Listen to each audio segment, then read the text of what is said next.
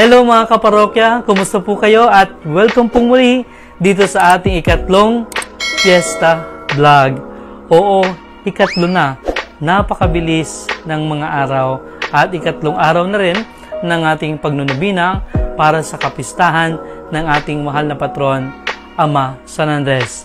At sa ikatlong araw ng ating vlog, matutunghayan natin ang bagong muka ng pananampalataya na kung saan ang bawat isa ay hinahamon na maging mapagmahal lalo tigit sa mga dukha. Huwag nating kalilimutan ang sinabi ng ating Panginoong Jesucristo, kung ano ang iyong ginagawa sa iyong kapatid lalo tigit sa mga aba ay siya ring ginagawa mo sa ating Panginoong Jesucristo. At ngayong panahon ng pandemya, nakita natin kung gaano kataba ang puso ng marami sa atin na nagdulot ng pagpapala at naging daluyan ng biyaya ng Diyos para sa kanyang kapwa.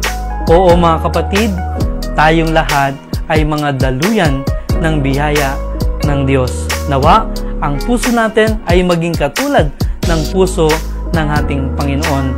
Pusong mapagbigay, pusong puno ng pagpapala at pusong may malalim na pagmamahal sa mga dukha. Kami po pala ang Kabuyo the Cousins. Ayunin ng Kabuyo the Cousins is dahil nga pandemic na yan, walang trabaho, walang income, walang mapasok na pera.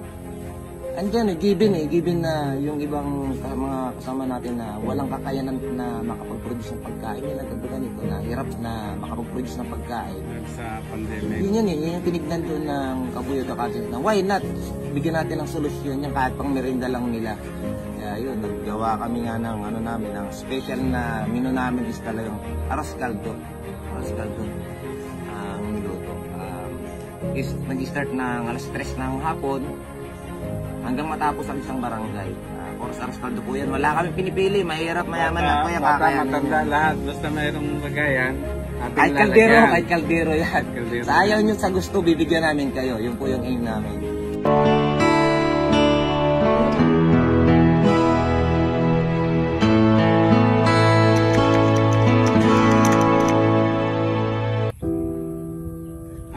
Para sa akin, mas malaga ang pagkatig kasi tayo parang susuportahan natin yung ating mga kababayan, lalo na yung mga mahihina ang loob. Kasi siyempre sa pandemya kasi marami yung napanghihinaan ng loob, nawawalan ng lakas, hindi alam kung ano yung gagawin nila. So parang tayo yung susuporta sa kanila na marami pang dapat na gawin nila at gawin natin na mas higit pa na makakatulong tayo sa iba.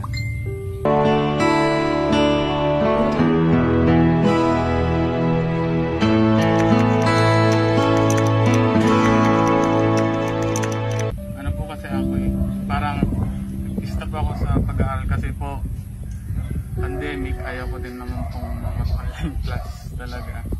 Tapos po, yung mga pinsan ko po, niyaya po, nagkayaan po na siyempre magpakain po. Tumulong na lang din po ako na pakain para po may magawa din po ako sa bayan.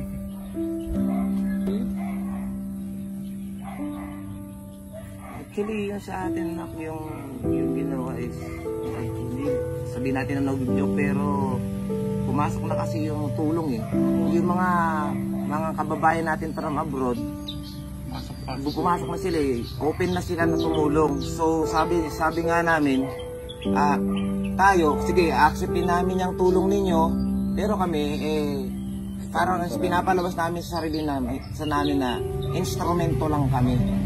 Pinaka-instrumento lang ang The Cousins para yung tulong nyo is may parating natin sa mga kababayan natin. Ganun lang yung part ng The Cousins din. Kung wala yung mga nasa kababayan abroad na totally, sila talaga yung parang isa sa pinaka-major hero dito. Sabi nga, instrument lang kami. Ang The Cousins, tayo lang ang nag-abot ng kanilang tulong.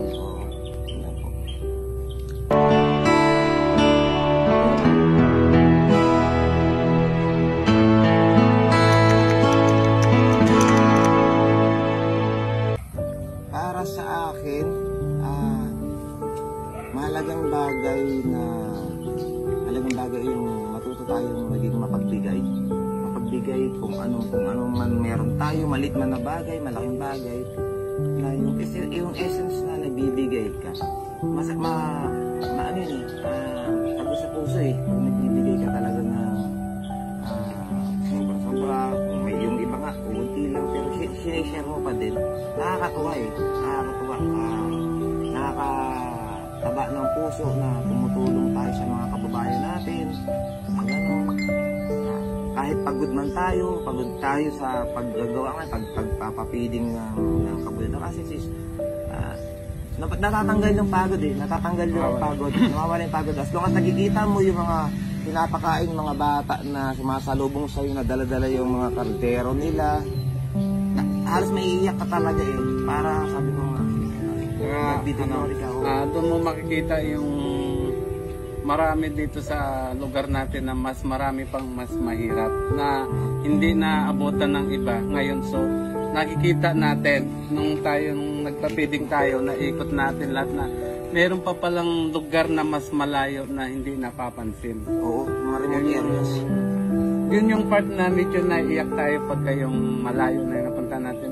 Meron pa palang bahay dito. Hindi mo isipin na ang liit ng bahay pero ang nakatira ang dami.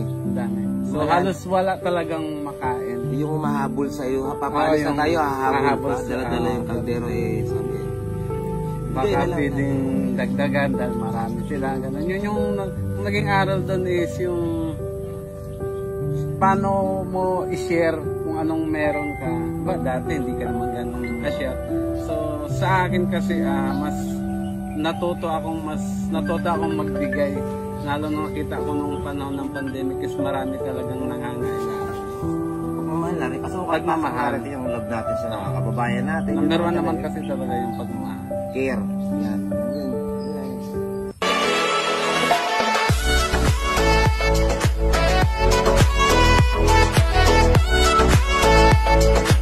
Huwag sabihing wala ang meron, at huwag rin natin sabihing wala ang konti. Bakit kaya tayo natatakot kung minsan sabihing wala ang meron, wala ang konti? Dahil natatakot tayo na baka sa ating pagbibigay, tayo ay maubusan. Na sa ating pagbibigay, tayo ay mawalan. Tandaan nyo, pagdating sa Diyos, pag tayo ay nagbibigay, hinding-hindi tayo mauubusan. Kaya huwag tayong matakot magbigay, baka tayo ay maubusan o tayo ay mawalan. Dahil pag ang pag-uusapan ay pagbibigayan, hinding-hindi papatalo ang Diyos. Ang isusukli niya sa atin, siksik, liglig, at umaapaw pa.